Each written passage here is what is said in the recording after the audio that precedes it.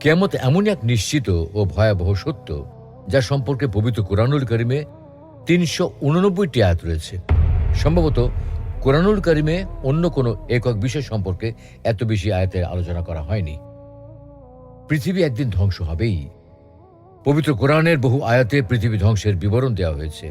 আসমান এবং জমিনও একদিন ধ্বংস হয়ে যাবে। এটা মহান আল্লাহরই অমোঘ বিধান। কিয়ামতের নির্দিষ্ট সময় ঘনিয়ে এলে ইসরাফিল আলাইহিস সালাম সিংহায় ফুৎকার দেবেন।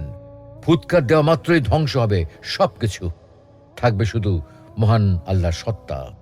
পৃথিবী ধ্বংসের সময় সবকিছু ঘন কালো অন্ধকারে ছেয়ে যাবে। আসমান, জমিন, পাহাড় পর্বত সব ভেঙে খান খান হয়ে যাবে।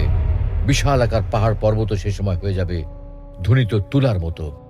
টপ অব দ্য ওয়ার্ল্ড, বিশ্বের সর্বোচ্চ চূড়া এভারেস্ট, হিমালয়ের মতো এই উঁচু পাহাড়টা হয়ে যাবে খান খান। পৃথিবীর সবচেয়ে বড় টাওয়ার দুবাইয়ের বুর্জ আল খলিফা, যার উচ্চতা ২৭১৭ ফুট, এসবের কোনো কিছুই বাদ যাবে না ধ্বংস হওয়া থেকে। ক্রমাগত ভূমিকম্প হতে থাকবে, যা পুরো বিশ্বকে চুরমার করে দেবে। পৃথিবীর সঙ্গে সঙ্গে সাত আসমানও ধ্বংস হয়ে যাবে।